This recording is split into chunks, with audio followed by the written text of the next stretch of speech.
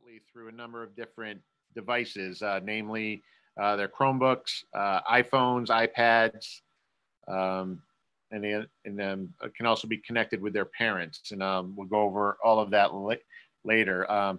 So first off, what Raz-Plus does is it allows you to individualize a reading curriculum based on a student's guided reading level or their DRA level, or if you use things, I don't know if we really do it here at the Lexile, or even just at a basic level based on their age. But the most accurate way to gain the best books for them to read at an instructional and an independent level is to assess them using one of those tools.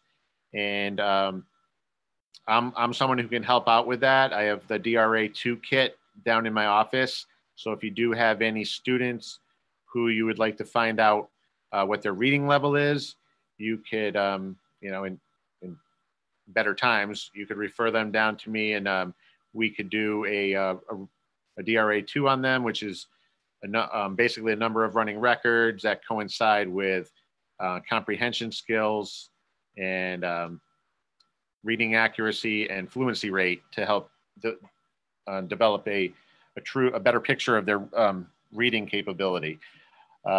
Raz-Plus also allows us to do that through just a little bit more basic platform.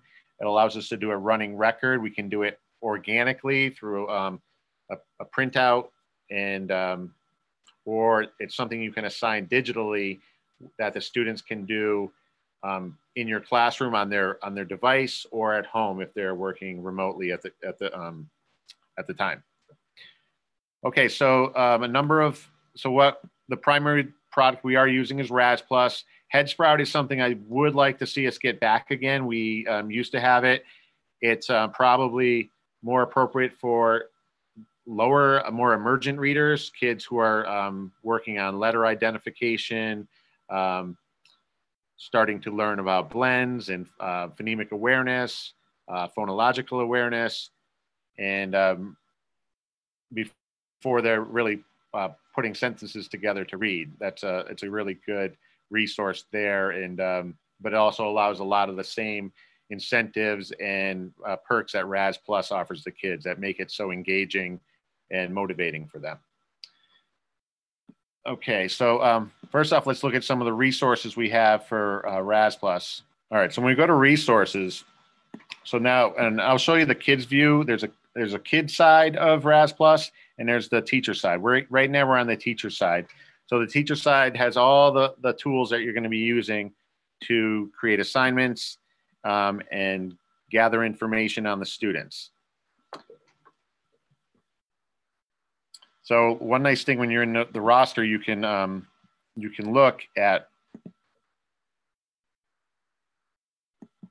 all of their reports from a data perspective, and you get to see their logins, how much time they're putting in, what levels they've moved up. So this is the whole school. So there's 2 of 2 teachers, 28 of 39 available students, our total login time, how much we've been listening to books, how much we've been reading, and the quizzes, etc., and completed levels. So you can then move that down into student skills, which will be things that you'll see on a student's IEPs, in their language arts area. So alphabet ID, characters, cause and effect, main idea, which is a big one, making inferences, identifying fiction versus nonfiction, or reality versus fantasy. And then it also goes into some of the Common Core strands.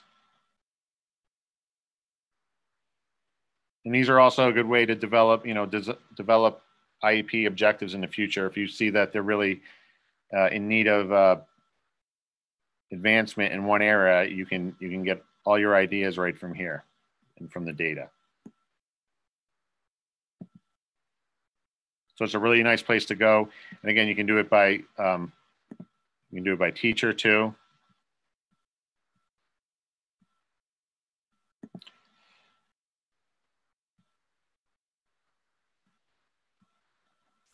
So one of I don't know if Emil's experienced this yet or anyone else.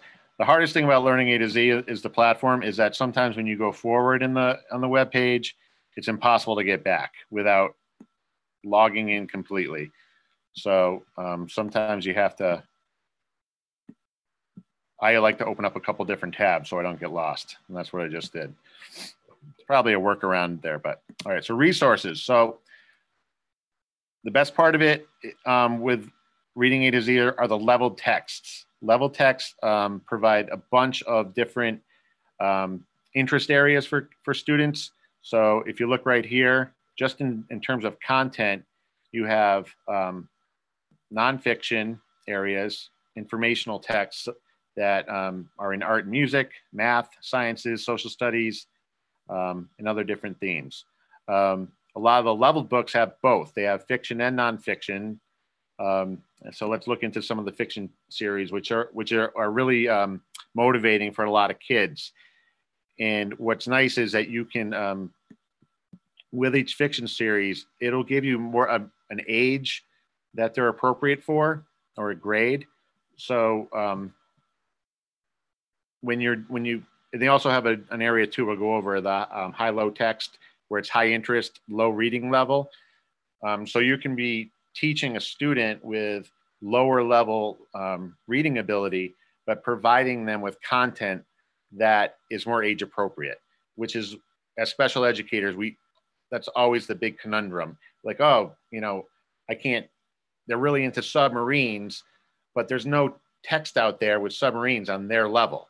So everything on their level is like, stuff about stuffed animals and things like that. And their parents are really upset that they're being stigmatized by a lot of the, more juvenile type of topics and characters. But what is nice too is there are a lot of the characters are very motivating, and they're multicultural, which is good too,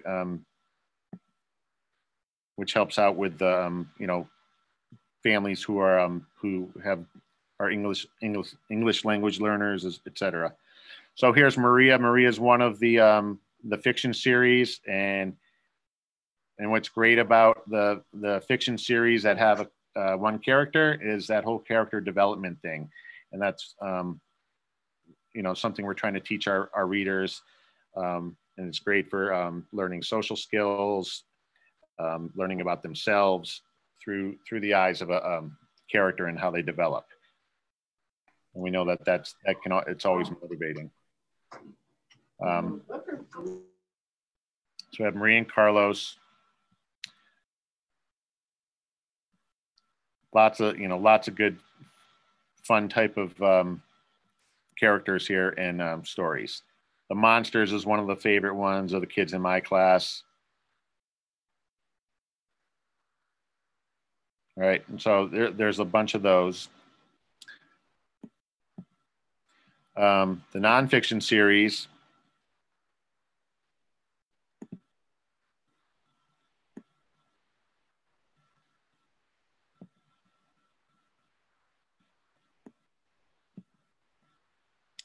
Has a lot of different things: national parks, sports, human body systems. That'd be something like, Jordan and Kelsey's class would love. World leaders, which is pertinent to today, U.S. government. So a lot of different topic areas in the fiction and nonfiction series. So now let's go back into what the books look like from the kid side.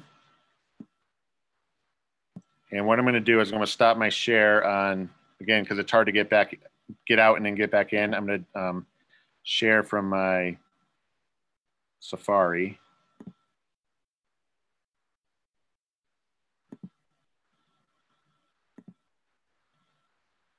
All right.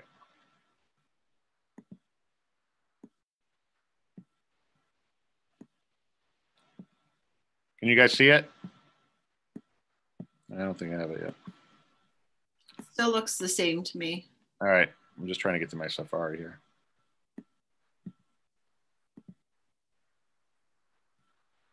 Stop share. All right, here it is. Okay, so this is what the kids see when they get to a book, and so there's all the different ways they can.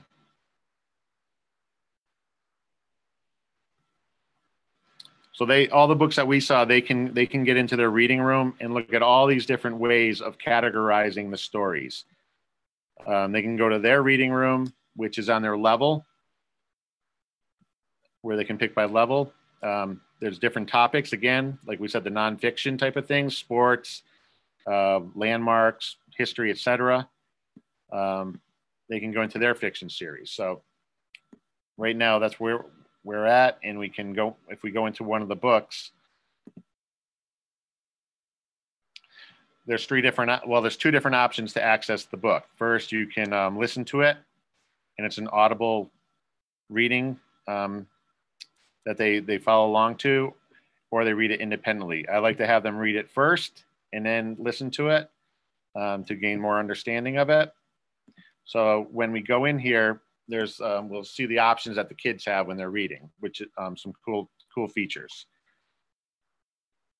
So they progress through the book with each pressing the arrows, and they read. One of the things that you'll see on the page are any vocabulary. If it's bold, they can click on it.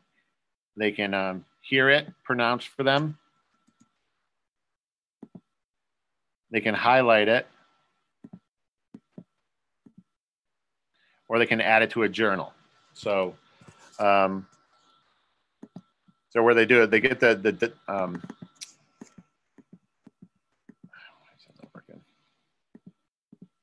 get the definition when they click on it.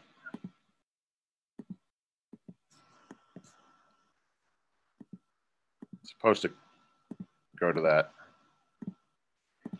Okay, jittery. So if you view the vocabulary card, it will give you the part of speech, the definition, and usage in a sentence.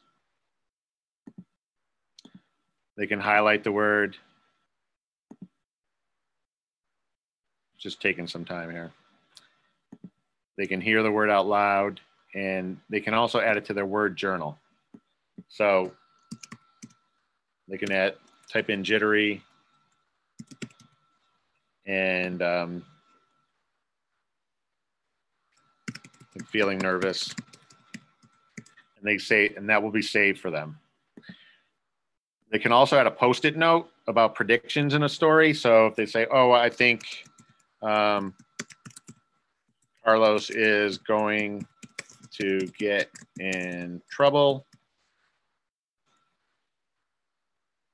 then that will save up there for them. So then when they read through the text and they find out what happens, they can go back and access their little Post-it note with their predictions it doesn't have to be a prediction. They can just make notes on each page. There's also the ability to highlight parts of the passage with different colors. They can write, create little arrows. They can do stamps. If they have a question about something, they highlight that to go back to. If they really enjoyed a part of it, they can put a little smiley face. So a lot of different ways to manipulate the text. And then they can just reset it when they're done. Another nice feature is that this record button up here allows them to record themselves while they're reading and then send it to their teacher. So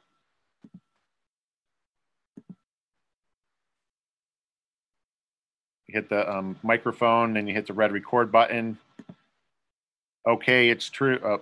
Allow to use your microphone. Okay, it's true. I admit it. I did a lot of things when I was younger that maybe I shouldn't have. You pause the reading, you stop, and then it gets played back.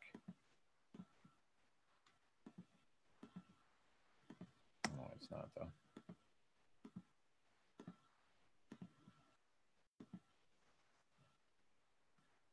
I think, oh, that just gets saved, and then teachers can hear that. Okay, so that's all the things that they can do on their page. Now, if we go back to the teacher's page,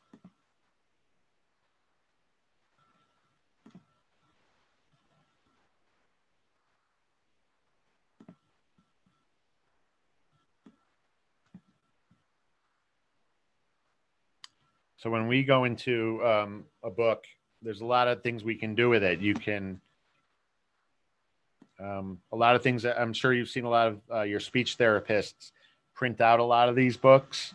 So right here, they're available in PDF form in a single-sided book, a double-sided book, or a pocket book. And it's all your preference of how you like to put them together.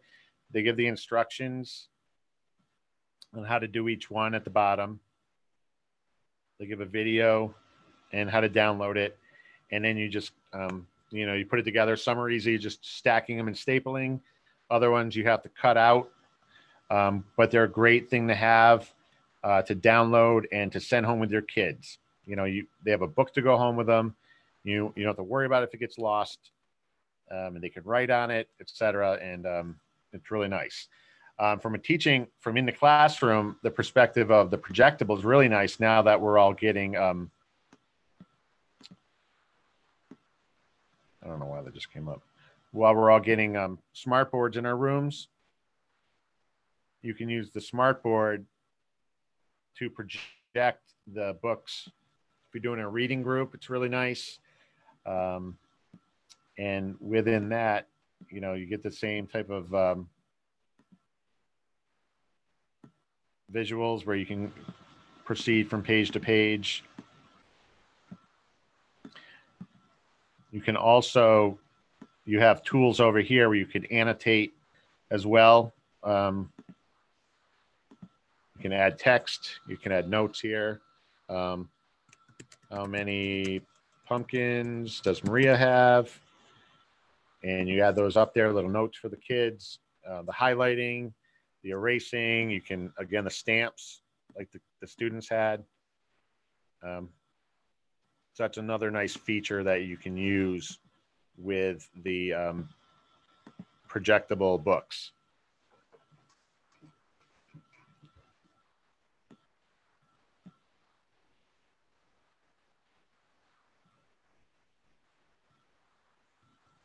Sorry, my computer is so slow.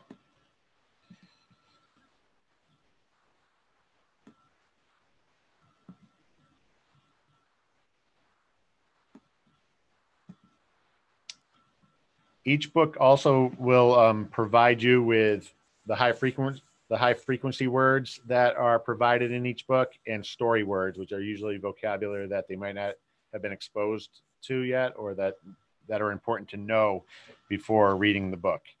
The books also come in a wordless form. So if you have nonverbal students or non-readers, you can take the book out and, create your own type of story from what the students are witnessing through the pictures.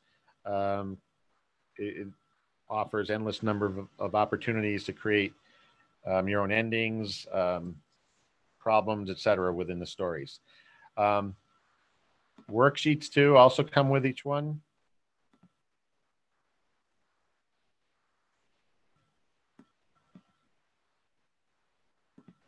Oh, that's making me log in.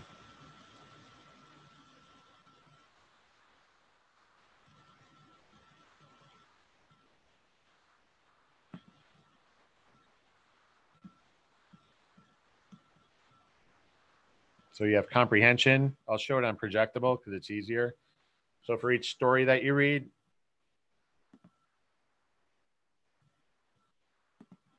yeah, I'm having some trouble here. There it comes. Each story has its own comprehension. So this one, obviously it's a lower level book. So you would ask, well, hey, what's the problem that Maria is having, and what's her solution? And then to draw that relevance and to the student, what's a problem you've had and what was your solution. So each of those have those. As the books get a little more difficult, there's longer multiple choice questions and answers for the students to test their comprehension with.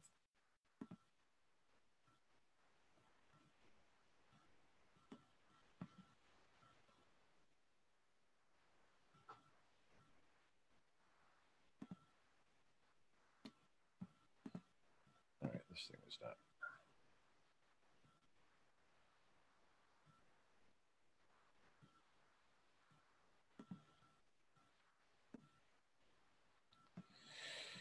That's frustrating. Okay.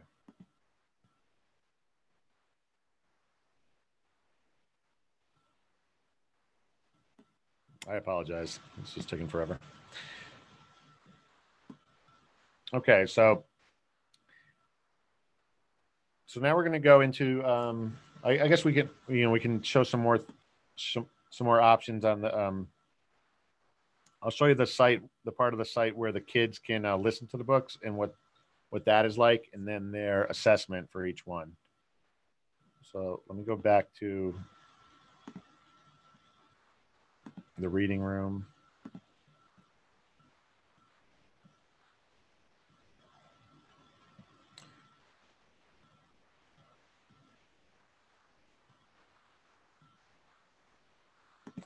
All right, so we'll go back to one of the Maria books for this. So again, the kids can listen, and then when they do that, they all right.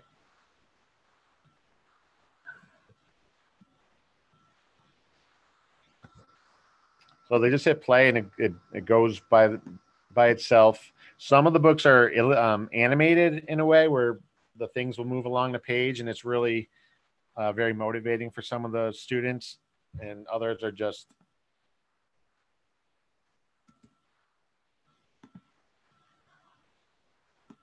no, this isn't working.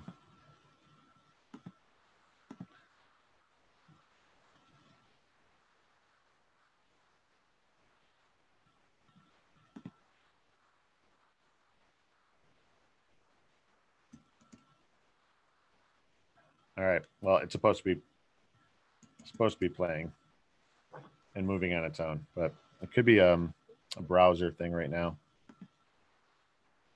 All right, we'll come back to that. I'll try it on Chrome. It was working before.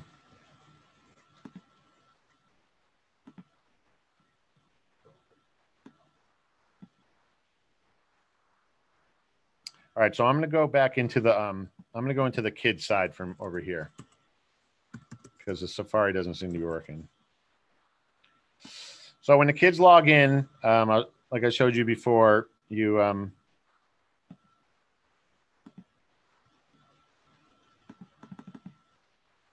they get a different login page than you do. It's pretty simple to get to from them. The best thing to do is provide them a link.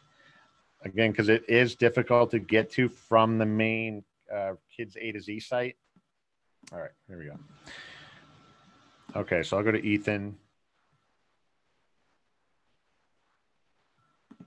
Again, he has an icon password.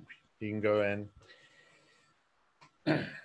And this is his level up. So level up is where he does his books based on his reading level. So with reading, you want an instructional level is between 90% and 94% accuracy. That's for instructional. That's where that's a level that you'll teach kids at, new concepts. It's more of like in the guided reading group.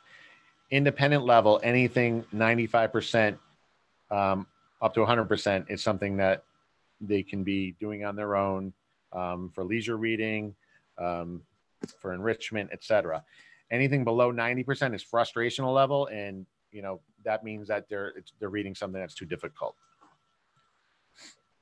Okay, so in here, Ethan currently is on level D. He has 18 tasks left. Each story has 3 tasks. They have to hear it, they have to read it, and they have to answer the questions. And they have to get at least 4 out of 5 right, 80% of the questions before the question mark, the test is completed, and they can move on from that one. So if you see down here on Buddy the Bear, he didn't get the 80% for the test. So he's going to have to go back and do the comprehension questions at the end. When they read each of the stories, they gain coins, and they can use that in their in the fun zone, which I'll go back and show you.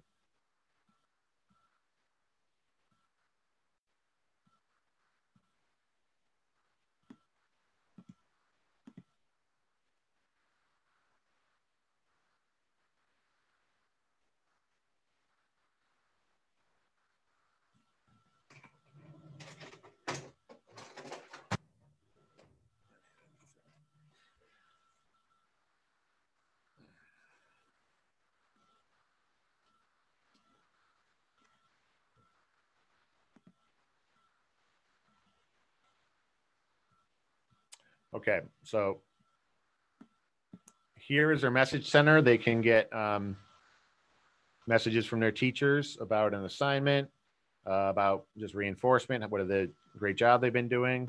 Here's their stats. It tells them all their badges they've earned.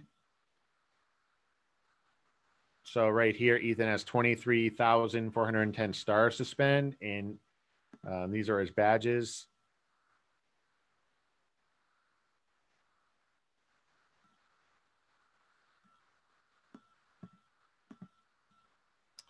And this is what they've completed for all their reading. So 42 out of 60 activities for their current level, how many they've done last week, how many they've done this week, and how many total they've done since they've been on Razz Kids.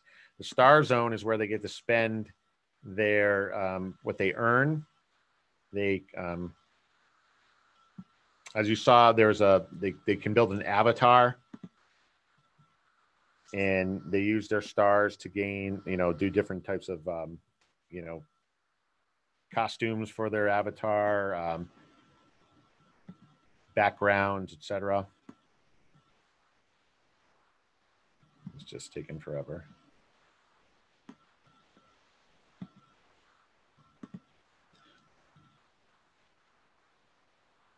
Well, it doesn't want to show me that today.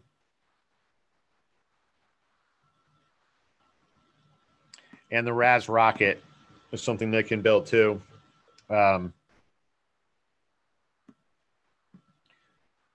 They had a bunch of different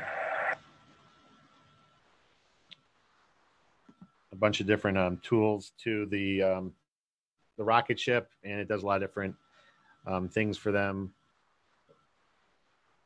And we'll be stuck in a perpetual loading here, so that's not going to work.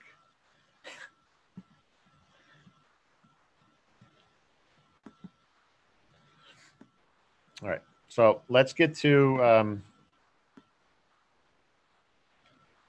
if we go back to the reading zone, when they're in their level up, those are books they can only do on their reading level. If they go to the reading room, they have access to all the books on Razz Kids. It's independent of level. So like I said before, they can go to leveled books and go all the way up to level Z. They won't really have much fun doing it, but they can go back and do things that if they want to be, complete about everything, they can go back and do that. Go by topic of interest. If they have a different type of curriculum that they're looking into, if they want to look by character, they can. Here's things for older readers where they have writing prompts. The project-based learning, I'll go over that in a little bit. So those are really good from a teacher's perspective. So we're going to leave the student side again, and we'll go back to show how to set up the assessments.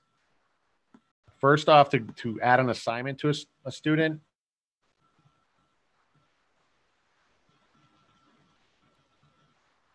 you go into the file cabinet, which is where you add books. So first go into the books and you click on them. Kind of like with Google Classroom, there's an option for you to assign.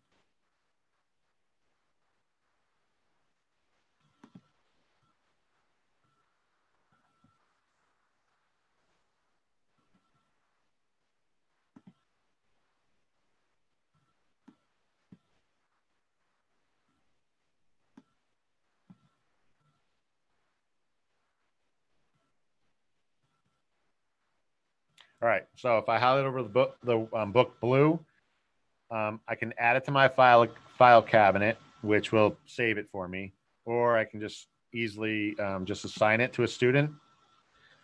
So I can assign it to my whole class by clicking on my class name. Or I can just sign it. I only want to do it for, say, Cedric. I click assign. And then that will show up in that reading room on the kids side. It's a little spaceship will say assignments, and they click on that, and that will be in there for them that they have to complete.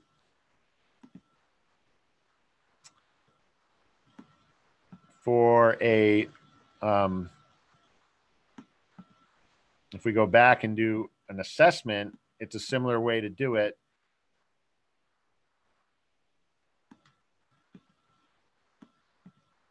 But you have a couple different selections that you want to keep in mind when you're doing a running record, or you can do letter ID. I'll show you all the assessments right now. Okay, so you go into assign an assessment on the assignments page.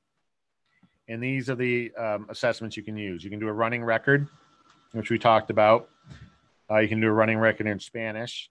You can do an alphabet assessment, which is to identify uppercase and lowercase letters, high frequency words, and most common words.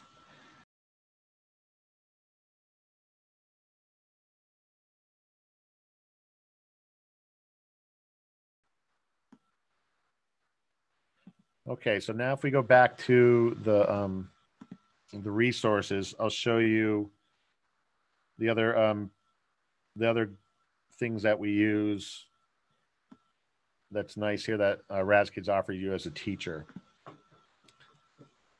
So one of them was the high and low text.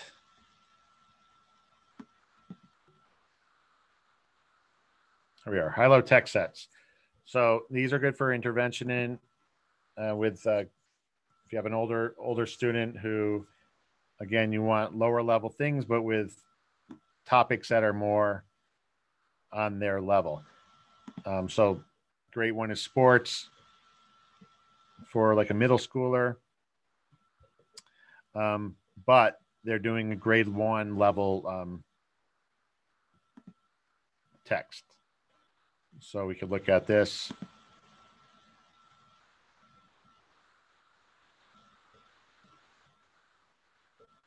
And you see that, so if they brought that home or reading it around their peers, they wouldn't feel like they're reading something too babyish. It'd be something more there that they'd be interested in. And it also allows you to do a lot more content around the sciences and social studies.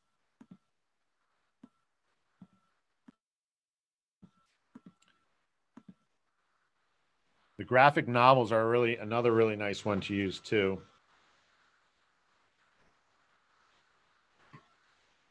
Because it really cuts down on the amount of text that the kids have to read. Again, it's very high interest.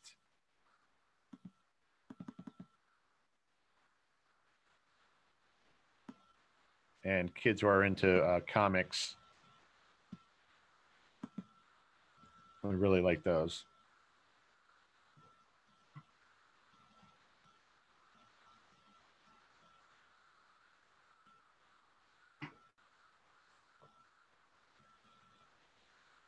So if the kids are into, you know, Greek mythology, pirates, we'll click on Blackbeard's Doom.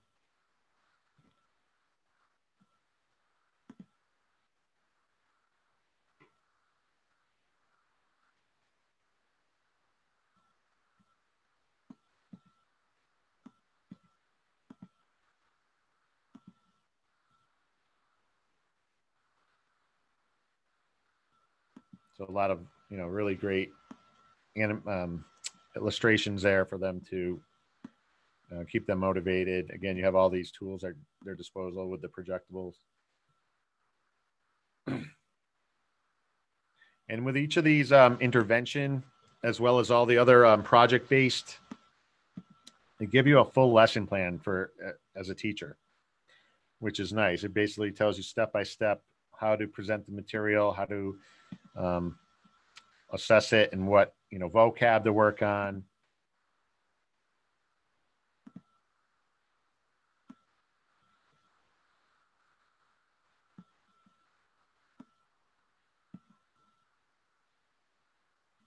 So for you, those of you teachers who really like to have things laid out for you and what to do, it's great for, you know, if you want it, if you're going to get observed, to get everything down pat for that. And to hit on all those, you know, things like the vocabulary, talking about different types of story elements like mood, comparing and contrasting, etc.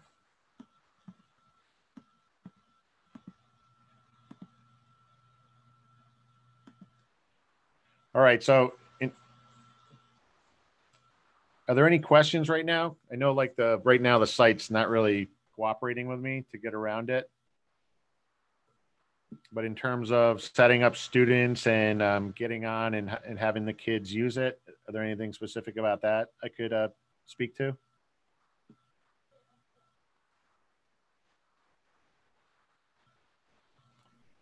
I don't see any questions in the chat, Ernie.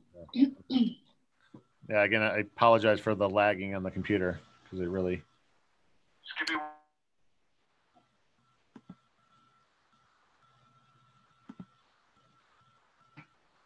All right, so again, if anyone needs any help setting that up, and again, if you don't be, just need to use it.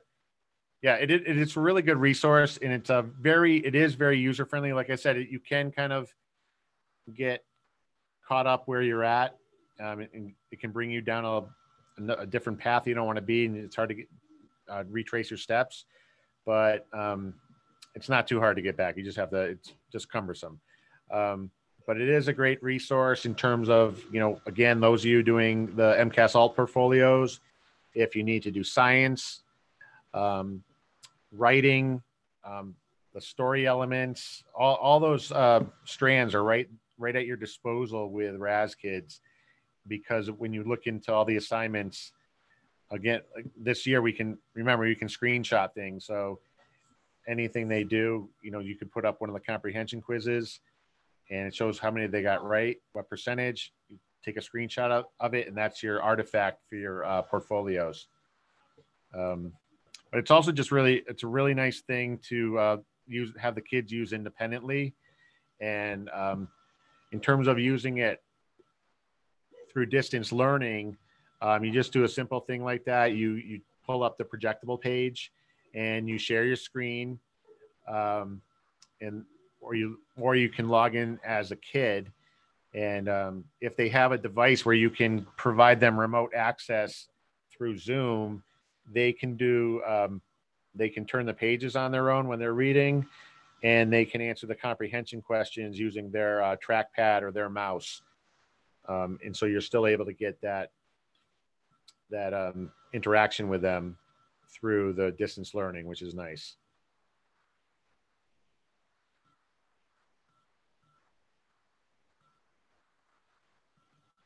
Okay.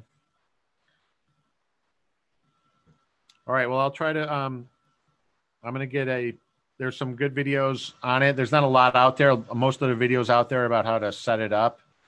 But I'll put together, again, I have the cheat sheet almost ready to go for the live worksheets, but I'll get this one up as well about how to log in. So any teachers who want to get students added on at this point are probably going to have to go through Emil, because he's the person in charge of the other license. I don't have his login credentials. And you can also go on to the website too for those of you teachers who feel your students aren't ready for reading. Go on and do a trial.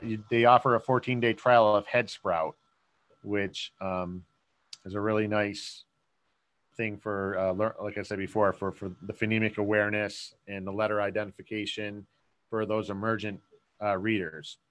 And those of you who want to do writing, they have a writing A to Z that provides a lot of good prompts and graphic organizers for the writing process for some of the older kids. And that offers a trial as well.